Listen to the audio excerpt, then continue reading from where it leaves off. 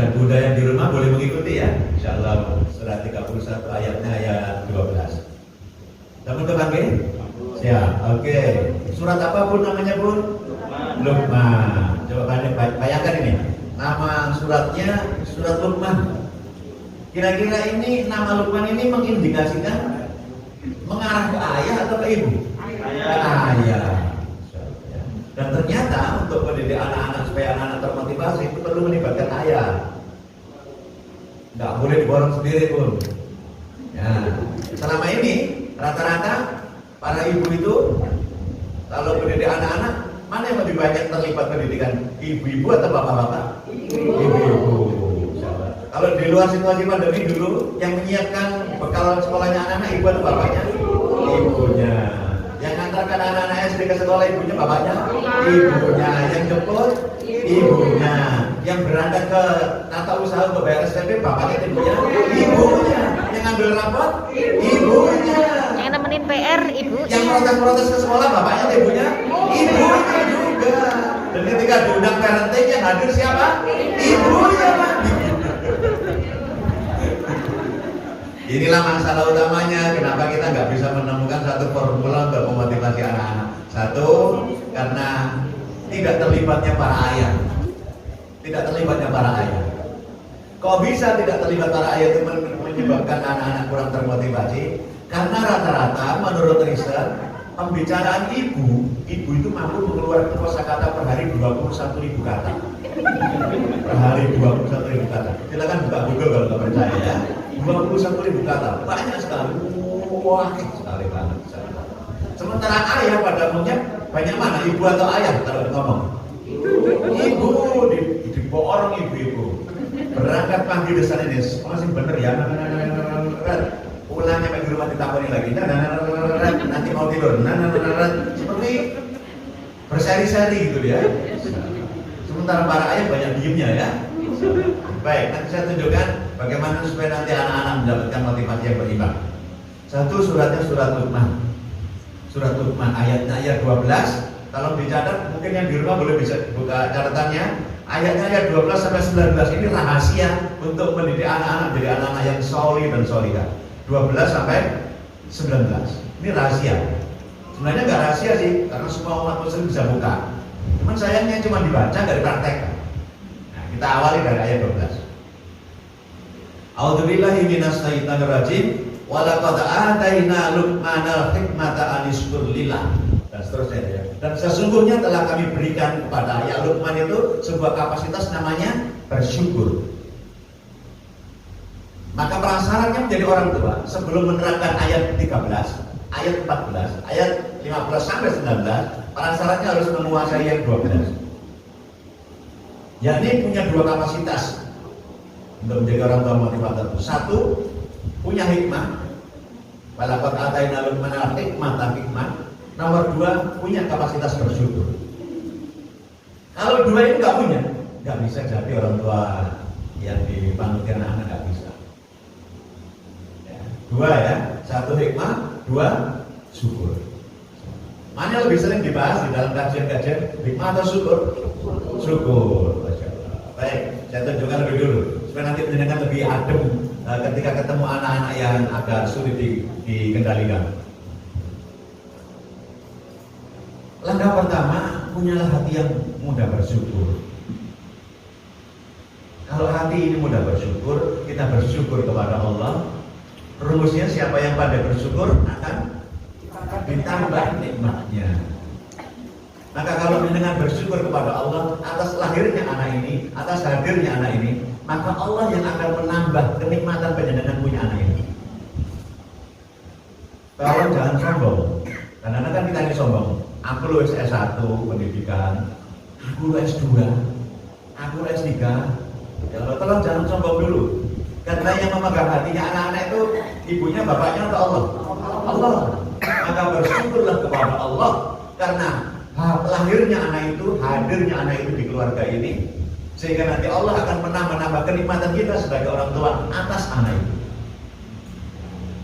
Nah, kalau penjenengan kenikmatannya ditambah-tambah, penjenengan akan makin semangat. Kalau penjenengan makin semangat, penjenengan diam-diam tiba-tiba akan menjadi motivator yang hebat. karena ada rasa syukur itu. Bersyukur itu penting. Karena bersyukur itu menyebabkan hati seseorang menjadi lapang. Hati yang lapang inilah yang akan bisa melapangkan hati yang sedang sumpah. Anak-anak galau loh.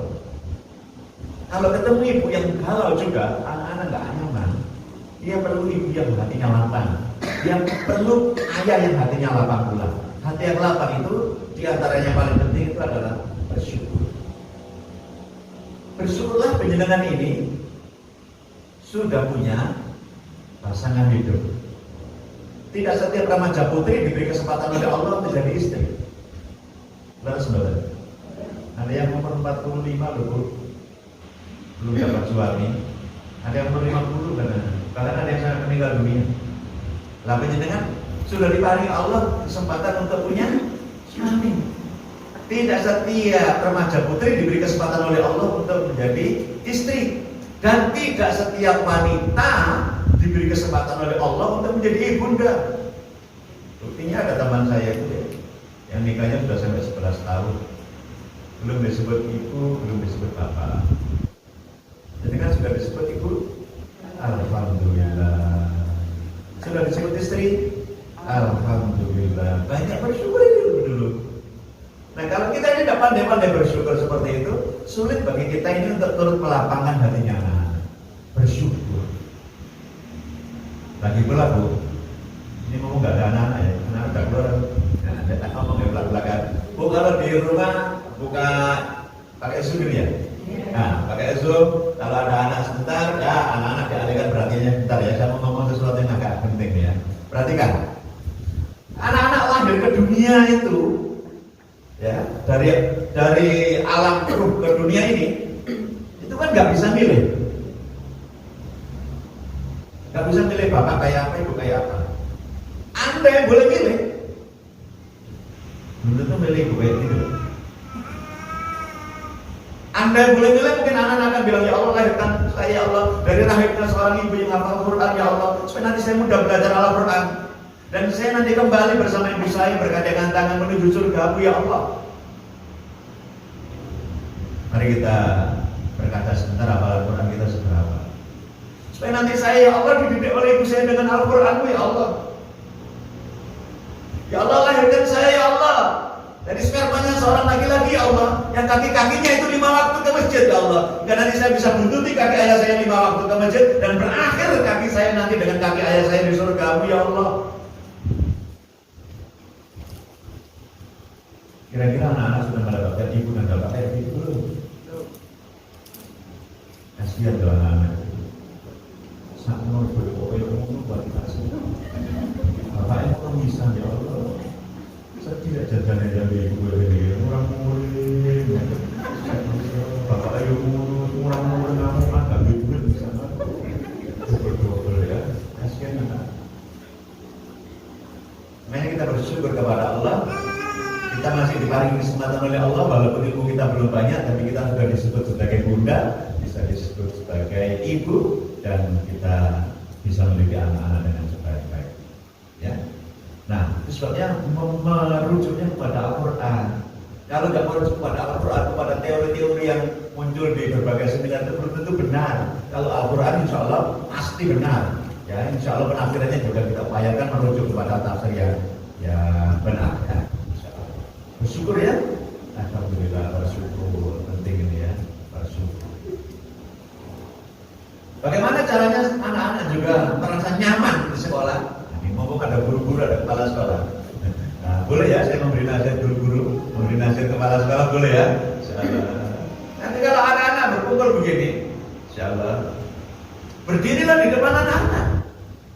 Kumpul asambli atau semacam upacara itu, berdiri di depan anak-anak.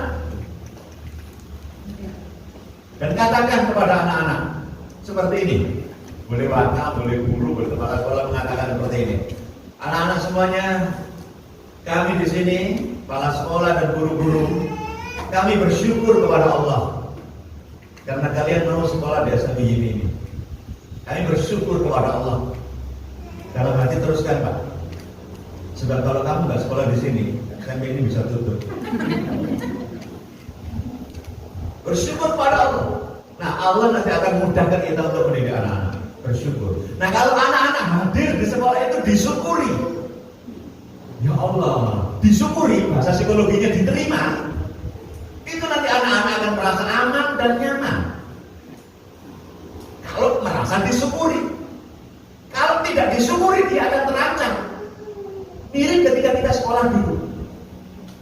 Dulu ketika kita sekolah, hari pertama masuk itu, kita kan dibully habis-habisan. Kalau minum belum dipita, pitanya ada berapa, kemudian ya, misalnya pakai topi dari koran dan sebagainya, suruh macam-macam. Akibatnya kita nggak merasa diterima. Karena nggak merasa diterima, begitu ada guru matematika tidak masuk. Bagaimana respon menyenangkan waktu sekolah dulu? Iya. Hore, perintah telah tiba gitu kan semua bukan main. Insyaallah, kemudian pulang pagi kita senang sekali. Kalau gurunya rapat semua pokoknya guru tidak memperhatikan kita itu kita senang. Kenapa? Karena kita dalam tanda kutip merasa tidak disyukuri. Merasa tidak diterima dengan 100%. Nah, rasa diterima itulah yang akan memotivasi. Kalau rasa tidak diterima, ini penting hatinya anak ya. Karena kadang-kadang kita ini bilangnya, aku ini bekerja untuk anakku, aku ini mencintaimu, aku ini mencintaimu. Tapi anak tidak menangkap apa yang kita perlakukan, gerak kita, ekspresi kita itu bukan ekspresi cinta. Coba nanti tolong tanya ya, ketika bapaknya memarahi, rapat, welek, terus habis itu dengan tanya, itu tadi ekspresi cinta bapakmu atau bukan? Kira-kira anak jawab apa? Oh cinta bapak begitu. Padahal di hati bapaknya ada cinta nggak? Ada. Di hati ibu ada cinta, di hati bapak ada cinta. Tapi ketika cinta diekspresikan, nah tidak ditangkap sebagai cinta. Inilah komunikasi yang putus. Maka gunakan jalur yang maha membolak-balikkan hati, yakni kita bersyukur atas lahirnya anak-anak kita, hadirnya anak-anak kita. Anak-anak yang disyukuri di rumah, dia lebih betah di rumah. Anak-anak yang disyukuri di rumah, dia lebih betah di rumah. Anak-anak yang tidak disyukuri, dia akan mencari tempat yang lebih nyaman daripada rumah. Contohnya, tempat main game online. Kok bisa tempat main game online itu nyaman? Lihat dulu, kenapa anak-anak suka game? Kenapa anak-anak suka game? Dan gak terlalu suka untuk urusan sholat. Lihat caranya. Ketika anak main game, waduh begini, tiba-tiba dia kalah. Game itu kan kalah dan menang ya, berbahagia. Yang muncul di game itu kalimat bahasa Inggris yang kalau di bahasa Indonesia itu muncul begini, jangan sedih, coba lagi. Motivasinya bagus sekali kan ya. Begitu dia main game terus menang, itu muncul kalimat lagi, cobalah ke level yang lebih tinggi. Motivasi banget, namanya dicintai yang mana? Sementara ketika orang tuanya buka rapor, ibu seret, kan penyakit orang tua itu ngumpul di sini kalau rapor. Buka seret, ngumpul seluruh nomor 1 pelajaran agama kan, agama 9 sebenarnya biasa 9, PKN 9 sebenarnya, bahasa Indonesia 9 sebenarnya, nomor apa ini? Matematika pangkat. Oh, jelas nomor. Tangannya mau, katanya memotivasi ya. Aku akhir juga ngerti. Makanya sih apa ya naik? Gak ada kalimat jangan sedih. Gak ada kalimat gitu kan? Ya Allah. Jadi sesungguhnya anak-anak itu sesungguhnya tidak mengalami hambatan belajar. Yang punya persoalan itu adalah orang tuanya punya hambatan memotivasi belajar. Bukan anak-anak yang mengalami kesulitan belajar, tapi orang tuanya yang mengalami kesulitan membakar semangat belajarnya anak. Ini kalau dengar anak-anak, tepuk tangan anak-anak. Makanya anak-anak nggak ada. Nah, yang pertama bersyukur ya. Masya Allah, bersyukur. Alhamdulillah. Ya kita kita tancapkan ke hati kita sambil dengan mendengarkan ilmu, terus kemudian juga mendapatkan pahala tambahan menyampaikan ilmu lain juga ya, insyaallah. Tadi jenengan sudah cek suhu masuk, sudah ya, sudah pakai hand sanitizer kan? Insyaallah bersih, insyaallah. Dan saya juga caranya jauh sekali ya, insyaallah. Oke, angkat tangan kanan begini, insyaallah, angkat tangan kanan begini, insyaallah. Lurus, insyaallah. Mari kita cari tambahan ilmu, watawasabil haq, watawasabil sabr ya, insyaallah. Tolong dengan penuh kesantunan letakkan di pundak tetangga begini. Letak pundak tetangga begini. Jangan sedikit aja, kalau nggak sampai ya dikode-kodekan ya. Ikuti kata-kata saya, yang bersyukur, jangan banyak mengeluh, bersyukur, anak, ngamuk ain, bersyukur. Alhamdulillah, tangan kirinya, katakan di pundak tetangga. Siapa tahu pundak yang kau sentuh itu nanti kelak jadi besan. Amin. Kan nggak tahu kita. Ikuti kata-kata saya. Iya. Jenenge wong. Lakonane dhewe. Bersyukur. Ojo jarkoni. Iso ujar. Iso lakoni. Bersyukur ya. Masyaallah. Walaqad ataina Luqmanal hikmata anishkur lillah. Insyaallah. Itu sebabnya kenapa ayah Luqman itu sukses menjadi penasihat hebat buat anak-anaknya. Kenapa? Karena pandai bersyukur. Orang kalau pandai bersyukur bisa menerima kehadiran anak, bahasanya jadi lembut atau kasar? Lembut. Makanya ayah Luqman di dalam ayat 13 dan berikutnya itu kalau panggil anaknya, ya bunayya, duhai anakku tersayang, duhai anakku tercinta, bahasanya menjadi bahasa yang lembut. Tapi kalau kita ini gregetan, bahasanya menjadi kasar. Insyaallah. Pernah melihat suami dan istri bertengkar? Pernah ya? Kalau menyenangkan kan nggak pernah bertengkar ya sama suami ya. Di dalam satu rumah, di dalam satu ruangan, kira-kira kalau bertengkar menggunakan bahasa kenceng intonasi tinggi atau bahasa lemah lembut? Kenceng tinggi sampai nangis-nangis. Kenapa bahasanya kenceng? Padahal dekat. Secara fisik memang dekat. Karena hatinya jauh. Tapi bahasanya kan juga kalau ya aku bawa kenceng kan? Insyaallah. Kenapa? Memang secara fisik dekat, tapi hatinya saat itu sedang saling berjauhan. Makanya ngomongnya di banter ben krungu. Begitu juga kita dengan anak-anak. Kalau hati kita dekat dengan anak-anak, ngomongnya nggak kenceng-kenceng. Ngomongnya jadi bisa lembut. Bersyukur. Mari kita latih dulu bersyukurnya ya. Insyaallah. Saya tanya lagi sekarang, supaya nanti bisa memotivasi anak-anak. Untuk urusan sholat pada saat masa pandemi itu, sholat apa yang paling sulit buat anak-anak?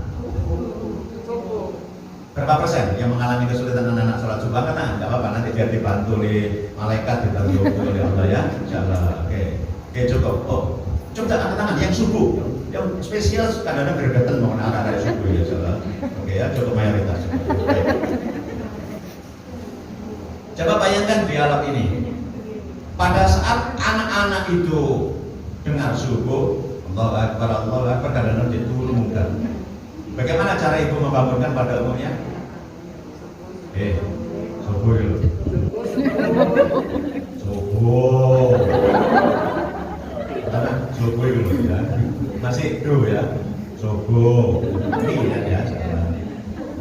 Subuh itu loh, aku gak ngerti kupingnya. Karena nama cek. Saya mulai tinggi ya, tinggi sekali ya. Tinggi sekali. Dura nih pas sholat itu sampai duduknya. Kok nama cek? Anak baru iya berangkat ke masjid. Coba bayangkan yang ini. Suatu ketika anak itu nggak pakai dibangunkan. Sebelum sudah bangun, ambil wudhu, kemudian sholat sunnah, ya, tahajud, witir, kemudian tanpa menunggu adzan berangkat ke masjid. Di masjid dia sholat, jamaah. Jamaah dikira sebentar kemudian pulang. Pulang ketemu ibunya, ibunya masih nyapu. Pertanyaan saya, Ibunya kira-kira hatinya senang apa sumpah? Senang. Senang. Kalau senang ini kalimat yang muncul ini lemah lembut apa sinis? Lemah lembut. Tapi ada ibu yang kadang-kadang senang tapi mulutnya sinis. Komentarnya begini, tumben banget. Biasanya ini nggak diobrak-obrak. Kalau saya bukan dewi tumben apa? Jadi sebenarnya bermasalah ini anak atau orang tua sih? Astagfirullahaladzim. Ya, bersyukur. Makanya ilmu ini menjadi mendasar sekali diceritakan di dalam surat Luqman tadi. Pandai bersyukur itu si ayah, pandai bersyukur. Nah orang itu bisa pandai bersyukur penyebab salah satu di antaranya adalah yang pertama, walaqad ataina Luqmanal hikmata aniskur lillah. Penyebab utamanya pandai bersyukur itu adalah karena punya hikmah. Hikmah itu menurut Imam Ibnu Katsir dibagi menjadi 3. Nomor 1 punya pemahaman tumbuh kembangnya anak.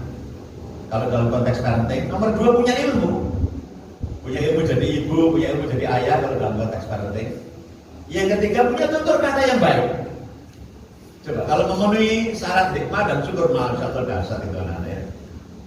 1 punya pemahaman tumbuh kembangnya anak-anak. 2 punya ilmu. 3 tutur kata lisan. Mari kita lihat bahas satu persatu. Punya pemahaman. Punya pemahaman terhadap tumbuh kembangnya anak. Kalau ilmu psikologi panjang bahasnya. Saya nggak gunakan ilmu psikologi, saya gunakan nasihat yang dinisbatkan kepada Sayyidina Ali. Ada kabar begini, jika anakmu usianya 0 sampai 7 tahun, didiklah anak-anakmu itu seperti raja. Dia raja. Kita layani, kita pelayannya, dia raja. Jika anakmu usia 7 sampai 14 tahun, anak-anak penjenengan usia ini kan, perlakukan dia seperti tawanan perang.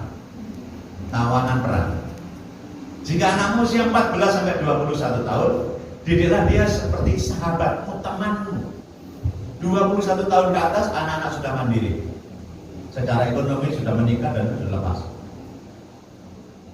Ulangi lagi 0 sampai 7 tahun apa? Raja. 7 sampai 14? Tawanan. 14 sampai 21? Sahabat. Oke, siapa yang masih punya raja di rumah? Oke, siapa punya raja? Udah lagi digendong raja ya. Oke, pertanyaan saya. Raja itu boleh nggak dibentak?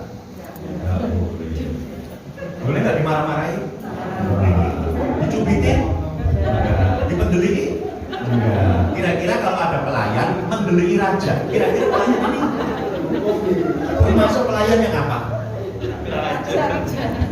Pelayan yang baik atau pelayan yang dolim?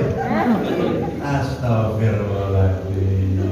Betapa banyak raja-raja itu terdolimi oleh pelayannya sendiri. Insya Allah Senin ya. Ya, nggak boleh gitu, boleh gitu. Makan saja loh. Marahin makan, buka mulutnya.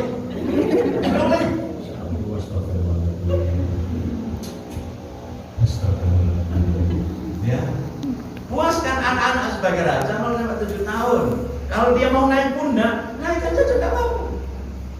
Digendong sama ayahnya di pundak sini, kemudian pipis di sini. Kira-kira ayahnya membanting, anaknya enggak? Raja dia. Cukup nangis saja, sang pelayan terbapak-bapak melayani, gitu kan? Ya Allah. Ayo kita selesaikan dulu urusan kita dengan kedoliman kita ini. Angkat tangan kanannya seperti ini. Lurus, dibalik begini. Terus luruskan baca. Kalau tanyakan kepada tangan ini berapa kali nyubitin raja?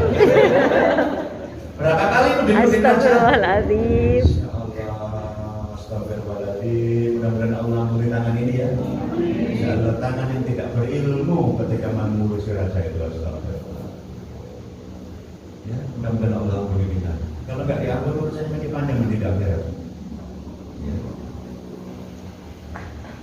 7 sampai 14 tahun apa tadi? Tawanan. Penjenengan berubah dari pelayan menjadi penjaga, menjadi polisi, menjadi sipil. Dia tawanan perannya. Dia sudah tumbuh menjadi anak-anak yang rupawan dan kita menjadi penawannya. Pertanyaan saya, polisi, sipir, penjara kepada tawanan itu sikapnya penuh kelembutan atau tegas? Nah, perlu dengan punya sikap yang tegas itu kepada anak-anak. Kalau nggak tegas, nggak jadi orang. Ada yang bilang itu narasumber yang lain, kan kita sahabat anak-anak, nanti sahabat anak itu umur 14. Sekarang ini kita ingin menjadi penawannya yang tegas. Apa buktinya tegas? Mohon maaf ya, tegas bukan judes. Beda ya. Tegas itu menegakkan peraturan yang tidak ditawar-tawar, sehingga nanti anak-anak jadi disiplin. Tegas bukan judes. Tegas bukan ngamuan. Lihat aturannya. Ajari anakmu sholat umur berapa? 7 tahun. Boleh dipukul umur berapa? 10 tahun. Itu tegas apa lembek berarti? Tegas. Karena nggak tahu. Umur 7 sampai 14 itu tegas kok. Kalau nggak tegas nggak jadi orang anak kita. Selmati 7 sampai 10 tahun. Nah itu dibahas di dalam surat Luqman tadi ayat 17 nanti ya. Ayat 17 itu dibahas ya. Suruh sholat itu anak-anak. Nah, sekarang kita bahas dulu tentang tegas ini. Kalau terus sampai pukul, cuman jangan gampang mukul dulu ya. Baik, saya tunjukkan sekarang. Ajari anakmu sholat umur 7 tahun. Boleh dipukul umur berapa? 10. Berarti kalau sudah 10 tahun sampai pakai memukul, berarti caranya sudah gagal untuk mencari anak sholat ini kan ya. Kalau anak ini sudah mendelingi kelewatan batas. Baik. Saya tunjukkan mengapa anak-anak kesulitan untuk sholat 5 waktu terutama subuh. Tolong bantu saya, ada HP di situ ya. Kalau bukakan kalkulator. Nah, kalkulator. Ibu-ibu kalau punya HP yang ada aplikasi kalkulator boleh dibuka. Ajari anakmu sholat umur 7 tahun, boleh dipukul umur 10 tahun, berarti ada waktu 3 tahun untuk mengajari ya.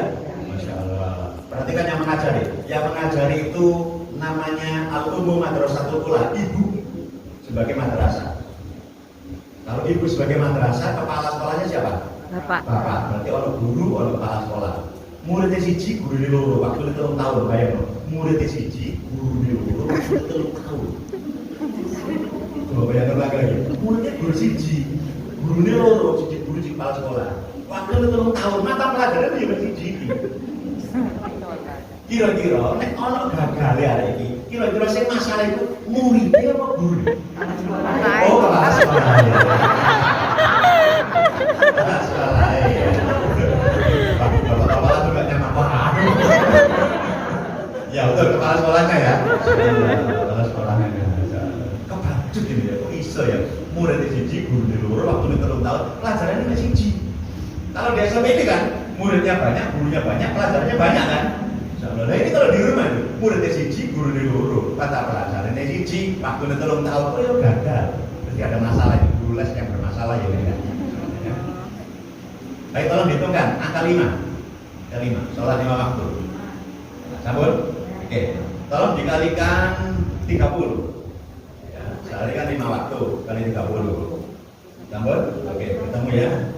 Dikalikan 12, masa setahun. Berapa? 1.800. Kalikan 3 tahun. 5.400. Itulah haknya anak-anak. Hak anak-anak untuk mendapatkan pendidikan sholat dari ibu bapaknya adalah 5.400 jam tatap muka. 5.400. Makanya kalau sampai anak-anak umur 10 tahun tidak bisa sholat secara mandiri dengan baik, dugaan saya dia tidak mendapatkan 5.400 jam. Mungkin pada saat jamnya sholat, guru dan kepala sekolahnya tidak ada, mengalami jam kosong gitu. Dan dia terbiasa jam kosong berulang-ulang berkali-kali.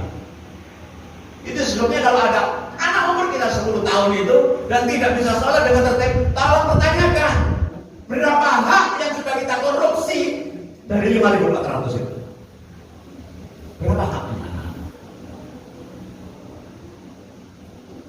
Makanya Rasulullah sampai tahu pemberian yang lebih utama dari orang tua kepada anaknya, pemberian yang lebih utama dari orang tua kepada anaknya itu adalah pendidikan yang baik. Pendidikan yang baik. Itu sebabnya anak-anak, setiap anak berhak untuk mendapatkan pendidikan yang baik dari ayah terbaik, dari ibu terbaik, guru terbaik, dan sekolah terbaik. Setiap anak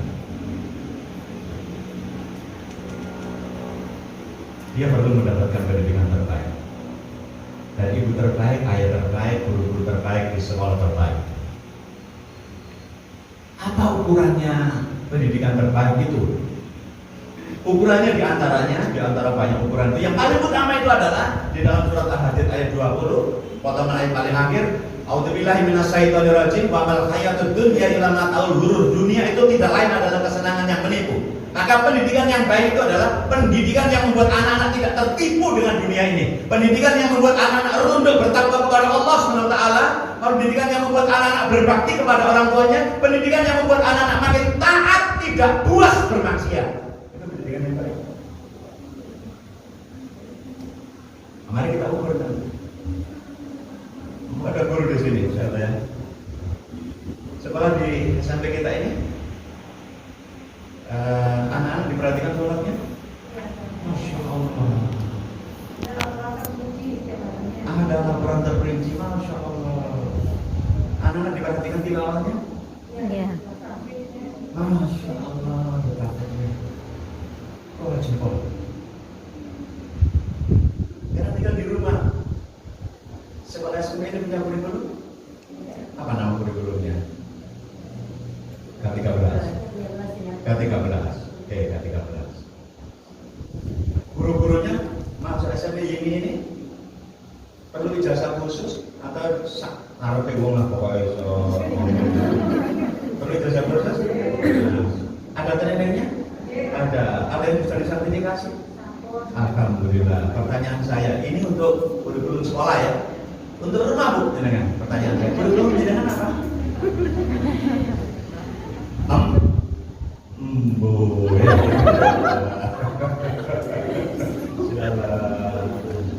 Ada trainingnya Bu? Ada sertifikasinya? Ada yang sudah disertifikasi jadi Madrasatul Ulama? Belum, Masya Allah. Jangan-jangan kepala sekolahnya juga nggak ngerti kalau ada sertifikasi. Astagfirullahaladzim. Sampai sekarang saya tanya, sekolah ini punya kurikulum, gurunya terlatih, ada sertifikasinya, ya, kurikulumnya jelas clear, mata pelajarannya jelas clear, ya, Masya Allah. Di rumah, kurikulum nggak ada sertifikasinya. Gurunya itu jadi ibu, gurunya menjadi ayah, tapi nekat punya anak, ya, Masya Allah. Bonek semuanya. Alhamdulillah sekolah punya kelapangan hati untuk berbagi ilmu seperti ini, sehingga nanti di rumah kita punya ilmu, di sekolah juga punya ilmu. Di rumah orang tuanya motivator, di sekolah gurunya juga motivator. Masya Allah. Di rumah guru-gurunya itu mendorong anak-anak untuk taat kepada Allah, di sekolah didorong anak-anak juga runduk bertaat kepada Allah. Klop. Ada dua motivator hebat, yang pertama rumah, yang kedua sekolah. Alhamdulillah ya Rabbil Alamin. Masya Allah. Tepuk tangan dong untuk sekolah kita ini. Betul-betul ketemu sekolah yang begini. Alhamdulillah, beruntung sekali. Jenengan menyekolahkan di sini, saya tebak ya, bukan karena penjenengan kaya. Orang kaya itu kelihatan dari situ aja. Bukan. Jenengan menyekolahkan di sini bukan karena penjenengan termasuk orang yang ilmunya tinggi, bukan. Jenengan menyekolahkan di sini karena Allah memberi inspirasi pada penjenengan untuk memilih sekolah yang seperti ini sebagai mitra penjenengan untuk mendidik anak. Kalau Allah tidak beri inspirasi, mungkin penjenengan pilih sekolah yang gratisan. Iya kan? Sekarang saya tunjukkan yang lebih hebat lagi. Saya ini pernah mengajar di sekolah nasional terbaik. Saya menyebut terbaik karena memang ukurannya se-Indonesia Raya ya. Gresik itu hanya diberi kesempatan 2 anak itu punya dananya paling tinggi waktu itu dan fisiknya paling bagus. Dan SMA Tarunan namanya. Terus kemudian saya pindah ke sekolah internasional. Jadi nasional ke internasional. Sekarang saya berada di sekolah Islam. Perhatikan Bu, nanti kalau dimasukkan di YouTube, tolong agak hati-hati ya. Ini kalimatnya ada kalimat yang spesifik khusus untuk internal, tidak untuk konsumsi publik. Sekolah nasional itu Bu, kurikulumnya pakai kurikulum nasional atau internasional? Nasional, kurikulum nasional. Nasional itu definisinya dari Sabang sampai Merauke. Kemana saya ke Merauke ya, dari Sabang sampai Merauke. Terus sekolah internasional itu kurikulumnya juga pakai kurikulum internasional yang ngomongnya antar benua.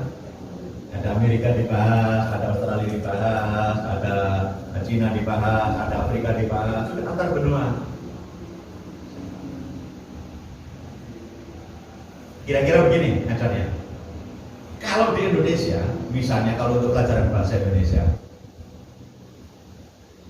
novel yang ditulis oleh wanita dan membicarakan wanita Indonesia adalah novel titik-titik. Nah, nanti ketemu contoh novel-novel. Dihafalkan nama anak-anak. Termasuk dulu kita menghafalkan nama Siti Nurbaya, ya, tapi tidak pernah baca novelnya, gitu ya. Itu kelas nasional, ya.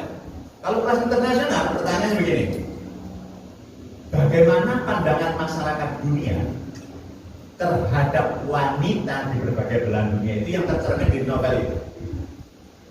Novel dari negeri Amerika sana bicara tentang wanita kayak apa, dari negeri Afrika kayak apa, dari Cina kayak apa, dari Australia kayak apa, nah gitu. Dan bahasnya, oh dari Jawa gini wanita itu dan sebagainya. Makanya pandangannya lebih luas.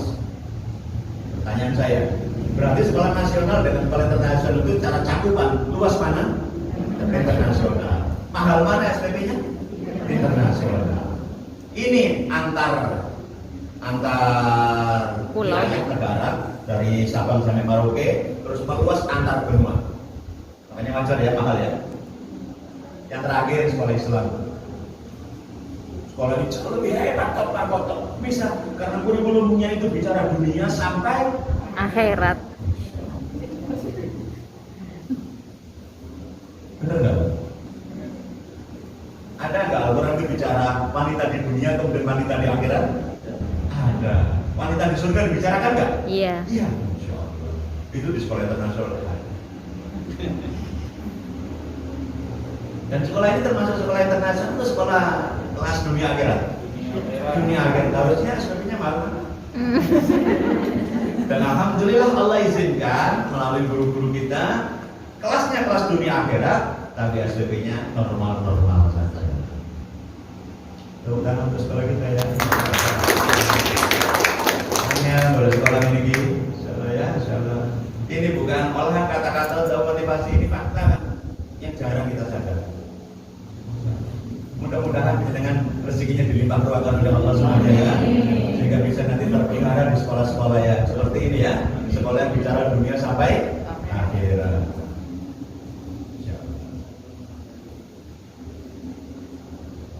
Biar repot Ustaz, jadi anak, pakai biaya ya di sini.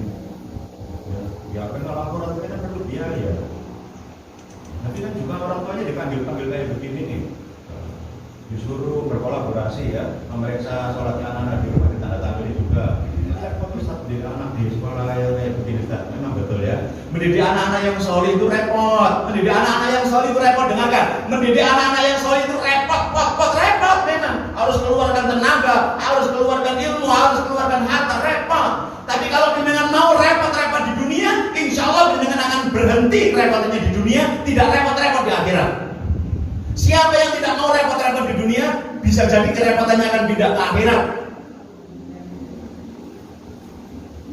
Nyantai-nyantai di dunia, dengan bisa umroh, bisa haji, anaknya disekolahkan, sekolahnya nggak ngerti agama, misalnya ya. Dengan terus kemudian bisa sedekah, bisa bangun masjid macam-macam. Begitu meninggal dunia sehingga datang misalnya digiring ke masuk surga. Masuk surga nih orang nih, masuk surga. Giliran anaknya digiring masuk neraka. Kenapa nggak mau sholat subuh? Dan anak disujud itu kemudian berteriak-teriak, ya Allah, saya tidak mau masuk neraka ya Allah, saya tidak mau masuk neraka ya Allah, saya tidak mau masuk neraka ya Allah. Kenapa tidak mau masuk neraka? Dulu di dunia itu loh ya Allah, saya tidak sholat subuh, ibu saya diam saja ya Allah. Dulu di dunia itu loh ya Allah, saya buka jilbab saya kemana-mana bapak saya diam saja. Dulu di dunia itu loh ya Allah, saya nggak bisa baca Quran, ibu saya diam saja. Dulu di dunia itu loh ya Allah.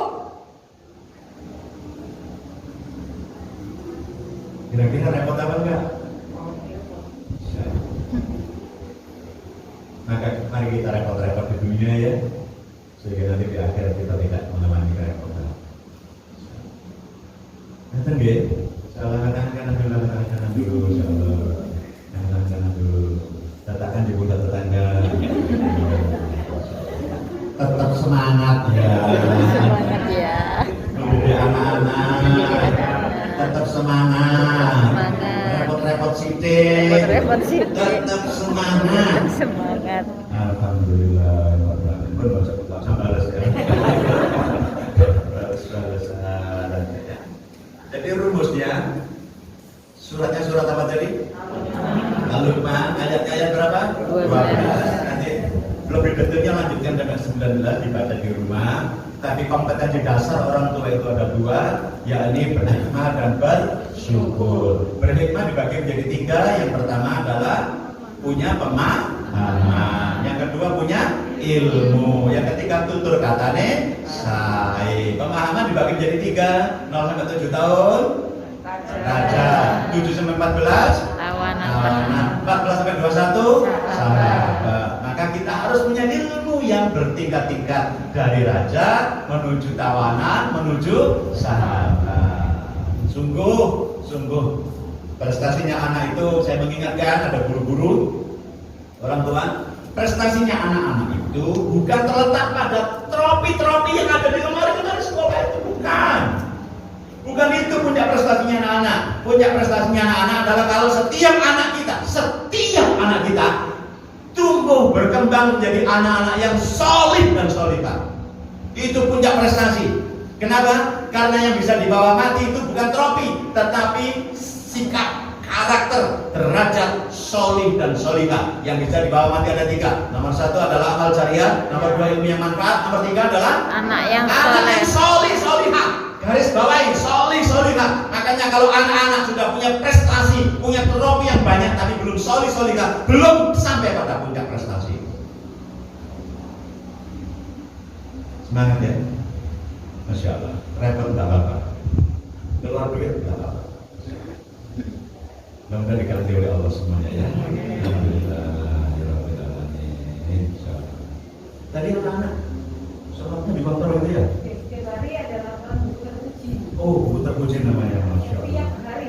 Jadi orang tua dilibatkan untuk mengisi secara betul. Jadi kami melibatkan orang tua setiap hari. Setiap hari, Masya Allah. Termasuk libur. Termasuk libur ya. Jangan sampai hari libur kemudian sholatnya ikut libur gitu ya. Masya Allah. Kami melalui televisi juga selalu mengingatkan setiap saat. Ini yang mahal. Kalau cuma mengajar bahasa Inggrisnya, itu sekolah lain bisa. Di sekolah-sekolah negeri juga ada kan belajar bahasa Inggris. IPA juga ada kan di sekolah negeri di sini. Matematika juga ada kan. Materinya juga sama kan. Di sini 2 tambah 2 ada 4. Di sana juga 2 tambah 4 juga sama kan. Yang membedakan adalah guru-guru mau kontrol itu. Kontrol orang tuanya juga. Kontrol orang tuanya juga. Bu gimana Bu kalau sekarang juga ditambah sedikit?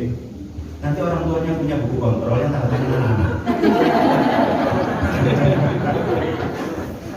Iya ini perlu ya. Mungkin Bang sekolah bisa menindaklanjuti supaya nanti bisa diteliti. Orang tua yang sholat 5 waktu itu hubungannya dengan anak-anak yang sholat ada apa enggak? Korelasi antara orang tua yang sholat 5 waktu dengan anak-anak yang sholat ada hubungannya apa enggak? Kalau datanya ada itu nanti bisa diteliti korelasinya. Jangan-jangan anak-anak yang nggak mau sholat subuh, salah satu penyebab di antaranya bapaknya harus sholat. Baik, jawaban pertama itu mudah-mudahan dimudahkan oleh Allah, insya Allah ya. Tetap semangat untuk punya 2 kapasitas untuk menjadi motivator ya. 1 punya hati yang pandai bersyukur. Nomor 2 punya hikmah. Syukur dan hikmah ini menjadi bekal untuk menjadi orang tua motivator. Karena syukur membuat hati kita lapang, hikmah membuat kita ini menjadi pandai untuk menyampaikan kalimat-kalimat motivasi itu dengan tutur kata yang baik. Syukur itu berarti menerima keadaan anak-anak kita, tidak membanding-bandingkannya. Tolong jangan banding-bandingkan anak-anak ya. Jangan terima saja anak kita itu. Untuk sementara ini mungkin anak kita masih prestasinya level 7. Siapa tahu nanti ke depan bisa level 9. Kalau diterima saja dulu ya, prosesnya dinikmati, diterima. Jangan dibanding-bandingkan. Contoh dibanding-bandingkan itu begini ya Allah.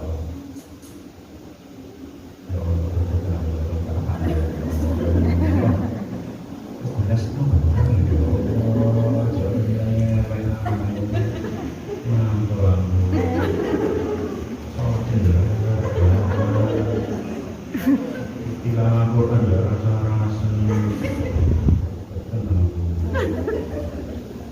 Pokoknya anak-anak ini betul. Kalau penyakit atau penyakit perasaan tuh kelihatannya ini kalon ya, tapi nyelong Menusuk. Menusuk kalbu. tapi juga rasanya ya, karena perasaan itu kan kadang membuat termotivasi atau tidak perasaannya perhatikan. Coba bayangkan kalau suami penjenengan membandingkan penjenengan. Misalnya begini, suami ngomongnya begini, Bu, yang dandan masih sedang begitu kok. Ngayu dua bujuk anak ini. Kira-kira perasaan penjenengan gimana? Langsung penjenengan melakoni dandan yang cantik atau penjenengan ngomong-ngomong? Kono melawi, enggak salah. Oh iya mah. Akibatnya nasihat tidak dijalankan kan? Kenapa? Karena dibandingkan loro hati, wong nek loro hati gak gelem nglakoni. Lah anak-anak gimana? Padha ae to. Jemboten iku rasane dadi anak. Cuma arep ngomong itu apa iki? Ya, betapa beruntungnya anak-anak yang orang tuanya berhikmah, punya tutur kata yang baik, punya ilmu. Insyaallah. Dan sadar ya, sedia sama anak-anak itu kalau punya ibu yang tidak berhikmah. Ya, Masya Allah. Ya, ya anak-anak. Letakkan di budak depan aja biar dekat. Jauh ya, sing semangat.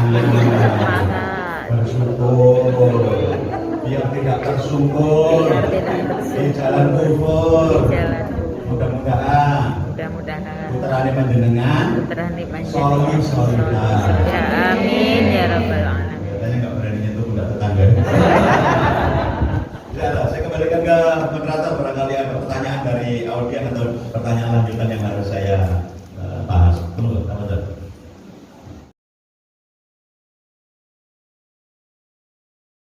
Pergi dulu ke Pak Ibu. Saya mendengar ternyata punya anak kembar dua ya. Begini, bersyukurlah anak kembar ya sudah menunjukkan perbedaan selera dan sebagainya, menyenangkan. Kalau anak kembar punya perbedaan itu menyenangkan. Kalau kembar semuanya bingung kita bilang. Jangan sampai nanti dia jatuh hati kepada wanita yang sama juga kan bingung ya. Karena seleranya sama, jatuh hati pada wanita yang sama. Nah, dia punya perbedaan itu harus disyukuri itu. Lalu bagaimana kalau dia sudah mengalami perbedaan dan terus cenderung sengit gitu ya, kalau perbedaan sengit ya. Ajari kalimat indah dari para ulama. Sampaikan begini ya, Imam Syafi'i itu kalau berbeda pendapat dengan imam-imam yang lain, misalnya Imam Hambali dan sebagainya, itu kalimatnya bunyinya begini, pendapatku itu benar. Dengan kaget ya kalimat ini, pendapatku itu benar, tapi mungkin mengandung kesalahan. Pendapatmu itu salah, tapi mungkin mengandung kebenaran. Cara begini itu membuat para imam itu teduh sehingga tak tukaran. Kalau kita bukan berbeda yang hal teknis, berbeda urusan kulut gak kulut saja tukaran kalau kita. Contoh ini, kulut gak kulut, tukaran di perumahan itu. Gue kira mengajukan alasan-alasan detik sehingga terjadi keributan di masjid. Pak RW yang tahu abangan nggak sholat itu kemudian mengambil kebijakan untuk menjaga harmonisnya perumahan ini, maka sholat subuh berjamaah ditiadakan. Gitu.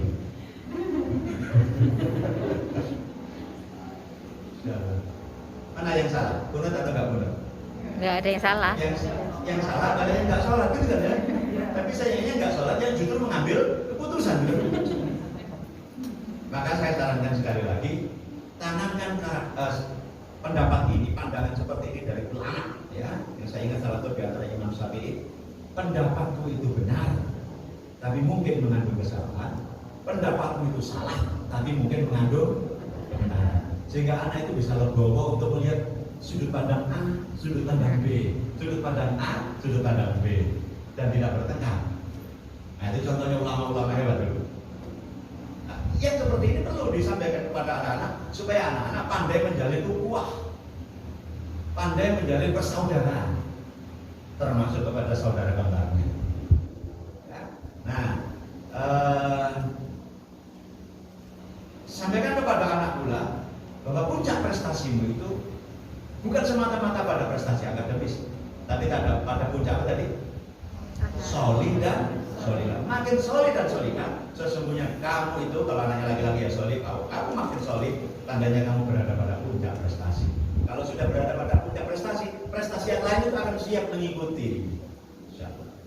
Ya, jadi ajari ya kembar dulu, tapi sudah jelas kan kakak adiknya. Nah, ajari kasih jempol ke sini, kasih jempol ke situ. Nah, bagaimana caranya ngajari supaya anak biasa kasih jempol begini? Bapaknya juga harus sering-sering kasih jempol dua karena jempol dua ke sini, gitu ya, kasih jempol. Ini penting supaya nanti anak-anak meniru bapak, meniru bapak. Yang kedua, bagaimana ibu membesarkan Ananda yang istimewa tadi tanpa kehadiran suami. Terus terang saya nggak bisa jawab, dia ada yang jawab cerita ini saja ya. Suatu ketika ada seorang laki-laki yang solih meminta kepada Allah untuk mempunyai anak. Rabbi habli minas sholihin. Salah satu doanya yang terkenal di Al-Quran begitu ya. Ada doa yang lain. Laki-laki yang solih ini yang namanya Nabi Ibrahim. Lama nggak punya anak, umur 90-an baru punya anak, Bu. Tapi minta kepada Allah supaya punya anak. Tujuannya apa? Untuk melanjutkan dakwah ini loh. Dakwah tauhid ini siapa yang melanjutkan kalau nggak ada anak? Maka tolong Pak ya, nanti kalau punya anak, salah satu di antara yang kita ambil di dada kita ini adalah untuk melanjutkan tauhidan yang kita bawa ini, anak kita ini. Lama nggak punya anak, betul-betul dipanggil anak oleh Allah. Senang apa suka? Senang. Senangnya biasa atau senangnya pol? Oh, luar biasa. Kemudian diminta oleh Allah untuk hijrah dari Palestina menuju Mekah, tepatnya Ka'bah. Titik Palestina, Ka'bah. Itu kalau ditarik garis lurus lewat Google itu kurang lebih sekitar 2000 km. 2000 km itu kalau Indonesia sekitar Makassar. Mana? Jakarta Surabaya PP. Ukuran Jakarta Surabaya PP sekitar 1500. Oh iya, ini Panarukan, betul. PP. Nah, perjalanan darat dari Palestina menuju Mekah, Ka'bah, 2000 km. Pakai perjalanan darat. Coba bayangkan dengan baru saja melahirkan, belum lama, diajak suami perjalanan darat 2000 km. Bukan mobil loh ya, onta. Pertanyaan saya, ibu yang seperti ini kira-kira kalau sudah nyampe di 2000 km, pegel apa pegel pol? Kira-kira wanita yang seperti ini tangguh apa rapuh? Tangguh. Kita punya sosok hebat, wanita setegar Ibu Daraja. Nyampe di tempat ini, ternyata ujian Allah belum selesai. Sang suami diminta untuk meninggalkan istri dan anaknya. Pertanyaan saya, perintah ini ringan apa berat? Oh, pol, sampai sang suami nggak bisa ngomong, begitu meninggalkan anak dan istri. Dan berangkatlah sang suami ini. Istri kaget melihat suami sudah mulai berangkat ini. Tanya, perhatikan pertanyaan. Suamiku, apakah kamu akan meninggalkan aku di sini bersama anakmu? Sang suami nggak mampu menjawab, nggak mampu berkata-kata, matanya mendung, hampir turun hujan itu. Pertanyaan diulang yang kedua, suamiku, apakah kamu akan meninggalkan aku di sini bersama anakmu? Nggak sanggup menjawab, nggak mampu berkata-kata. Mendung makin tebal saja. Hingga pertanyaan yang ketiga, dengarkan pertanyaan ketiga. Apakah ini perintah Allah? Harus sang suami mengangguk, iya. Dan gerimis sudah tumpah. Dan istri menjawab, kalau memang ini perintah Allah, berangkatlah. Berangkatlah. Insya Allah kita tidak akan disia-siakan, baik itu maupun kami di sini.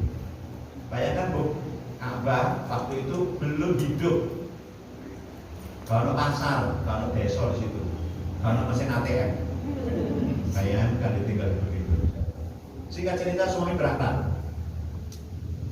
Terus kemudian istri ini melihat si bayi ini nangis kehausan, persediaan air makin menipis, air susu sudah mulai agak kering.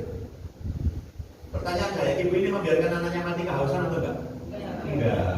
Cari air kan? Kemana cari airnya ibu hebat ini? Nari sofa marwah. Bukit sofa. Bukit sofa ya, tolong jangan dibayangkan seperti kita sa'i saudara. Yang landai pakai pelestarian gitu enggak ya. Coba Bu, habis melahirkan, belum lama melahirkan anaknya bayi, terus menek bukit. Kira-kira itu wanita tangguh apa ragu? Menek terus di atas ini, di sofa ini dapat enggak air? Enggak. Apakah sudah putus asa? Enggak. Lari kemana? Marwah di bukit ini. Di sini menek bukit ini dapat enggak? Enggak. Putus asa? Enggak. Lari kemana? Sofa lagi. Di sini dapat yang kedua nih? Enggak. Lari mana kemana? Bolak mana? Sampai berapa kali? 7 kali. Pertanyaan saya, bolak balik sampai 7 kali itu di dua bukit ini ya, dapat nggak airnya? Enggak. Pertanyaan saya, terus simak. Apakah itu dicatat oleh Allah sebagai perbuatan yang sia-sia? Tidak. Kalau sia-sia tidak mungkin ada sa'i kan? Maka nasihat untuk para ibu yang sedang mengurusi anaknya sendiri adalah jangan lelah menjadi ibu. Teruslah berjuang menjadi ibu. Meskipun kau sendirian, pontang panting gak karu-karuan, jangan pernah menyerah menjadi seorang ibu. Jangan pernah merasa lelah menjadi seorang ibu. Meskipun rasa-rasanya di matamu tidak ada hasilnya, jangan lelah menjadi ibu. Teruslah bersemangat menjadi ibu sebagaimana Bunda ajar memberi contoh kepada kita. Tidak ada suami dan dia tidak putus asa untuk menjadi ibu. Ya, tidak apa-apa kita menjadikan air mata, tidak apa-apa karena semua ibu itu hebat. Dan kemudian Allah tolong dengan cara apa? Ayatnya ada di mana? Di kaki Ismail, didekatkan pertolongan itu. Maka nasihat saya, 1, jangan lelah menjadi ibu ya. 2, minta tolongnya kepada siapa? Wasta'inu bis-sabri was-shalah. Mintalah tolong kepada Allah melalui apa? Sabar dan sholat. Masya Allah. Sabar gitu. Sholat gitu. Alhamdulillah. Ibu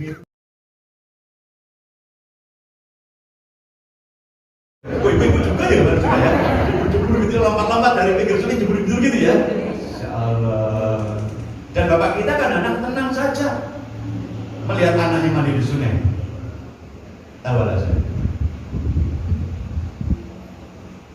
Anak itu macam enam. Kinder sih juga macam enam. Saya kan suruh dia mandi di sungai, coba. Kemana? Kolam renang, diawasi dan sebagainya. Kita dulu punya kecerdasan resiliensi yang luar biasa tangguh. Makanya kita ini kalau dilepas di hutan gitu ya, kita masih hidup 3 hari. Makanya sekolah kadang-kadang melatih anak-anak supaya punya kecerdasan yang seperti itu dengan cara-cara yang lebih terukur karena bapaknya baperan. Salah satu di antara caranya itu adalah pakai outbound gitu ya. Pernah ada outbound ya? Insyaallah outbound. Persami ada? Nah, perkemahan Sabtu malam minggu kan ada peraturannya dimentahkan oleh orang tua. Guru bilang, ini persami Bu, Sabtu siang sampai besok pagi ya minggu. Anak-anak akan tidur di sekolah pakai tenda. Nanti kalau hujan pindah ke kelas. Tolong jangan menjenguk ya Bu ya. Gak usah dijenguk biar anak-anak tangguh latihan orang-orang dewe, isa-isa dewe dan sebagainya. Betul tak? Dan anak-anak mau orang-orang bersih-bersih itu kalau kecemah kan? Nah orang tua anaknya dilatih rodok soroti dikatakan Insya Allah sudah ada peraturan gak orang jenguk satu maghrib dulu orang namanya pagar sekolahan kalau bawa martabak pernah melihat dengan begitu? Insya Allah gurunya harus batu ya Allah. Nah supaya gurune gak gregetan diterno sak kotak martabak juga. Gurune gak sombong sebenarnya. Akibatnya latihan resiliensi itu, ketahanan terhadap penderitaan itu menjadi berkurang. Terutama laki-laki, Pak, tertahan terhadap penderitaan. Makanya alhamdulillah kita ini lolos kecerdasan resiliensi ini karena Bapak dan Ibu kita dalam tanda kutip tega melihat kita itu mengalami kondisi yang seperti itu. Pernah perguruan tinggi kos tuh kalau bina mindok pernah? Insya Allah. Dua kali. Ayo kata dia. Istilahnya di pondok itu sate, Pak. Apa itu? Sambal tempe. Karena saya yang pertama itu kebetulan sejak SMP itu sudah saya pondokkan di Bojonegoro. Kemudian SMA-nya saya pondokkan di Jombang. Kuliah sekarang di UGM Jogja.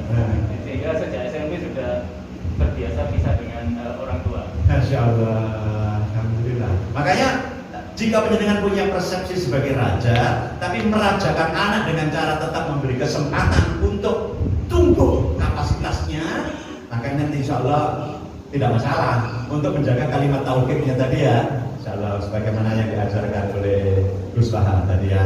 Baik, sekarang saya buka lagi satu nasihat. Buka Qurannya, ngerti Qurannya? Qurannya terkait dengan resiliensi nanti juga. Sampun dipakai. Sekarang suratnya surat keempat.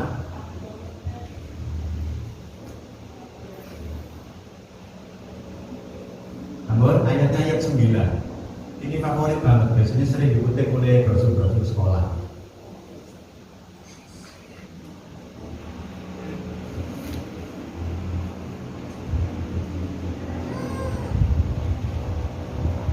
Pendepangi nggih.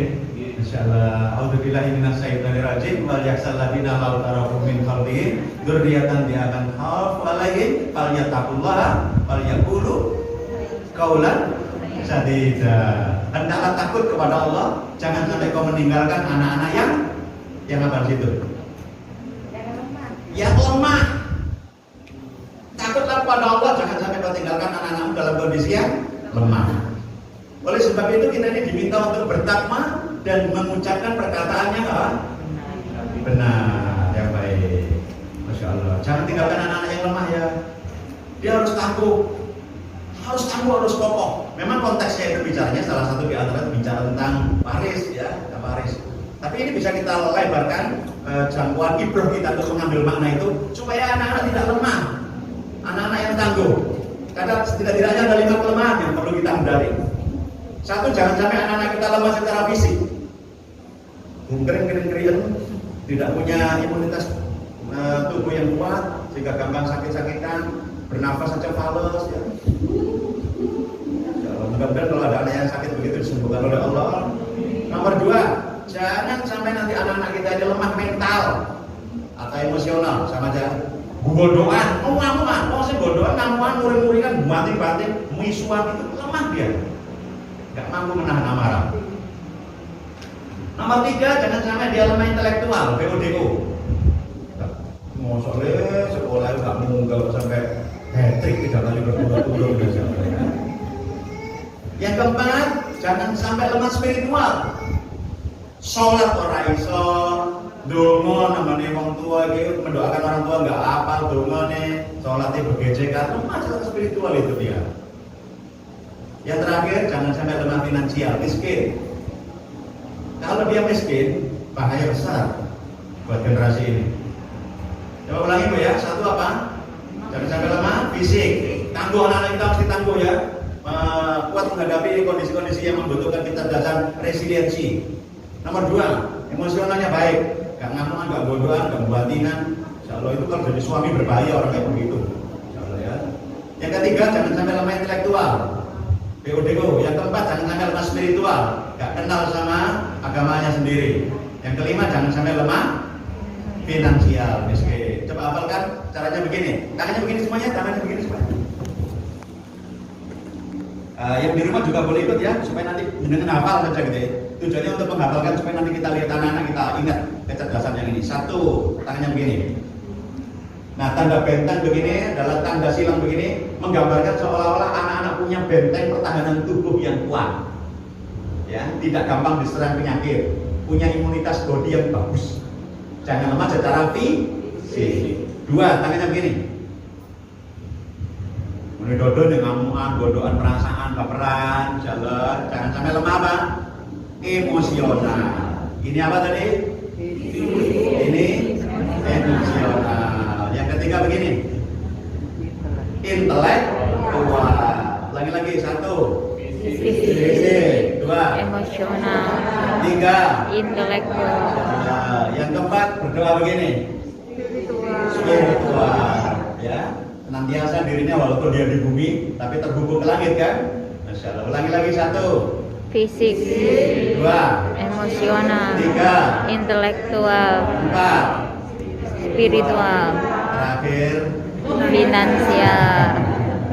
Ayo coba ulangi lagi, harus apa? Satu, dua, tiga, Intelektual.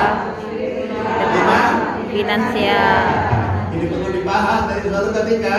Gimana anak menjadi tanggul 5 itu ya? Insya Allah menjadi bagian dari kurikulum keluarga itu penting sekali ya. Jangan sampai dia intelektualnya tinggi, tapi tidak punya kecerdasan spiritual. Jangan sampai spiritualnya oke, tapi nggak ngerti caranya punya duit. Eman dong? Insya Allah eman, karena haji butuh duit gitu kan ya? Sekolah di YIMI butuh duit nggak? Oh lah iya. Insya Allah. Dan kalau anak-anak kita nanti semuanya menjadi tokoh-tokoh yang berduit, Masya Allah, aman dan gini. Kenapa? Karena duit dipegang oleh orang-orang yang solih. Duit dipegang oleh orang-orang yang solih. Kalau duit dipegang oleh orang-orang yang tidak solih, buas bermaksiat, bahaya nggak negeri ini? Itu sebabnya anak-anak kita juga harus canggih untuk urusan yang ini, punya keterangan. Yang berseri sebagai istri, beribu sebagai ibu. Di sini ceritanya Bunda Hajar juga ada tadi ya. Saya hadiahkan kepada ibu yang sedang berjuang untuk anaknya menjadi ayah. Saya hadiahkan kepada ayah yang punya anak kembar ya. Dan nanti kalau ada pertengkaran dan sebagainya bisa ngatasi di sini ya. Masya Allah, mohon ayah ya. Terima kasih banyak.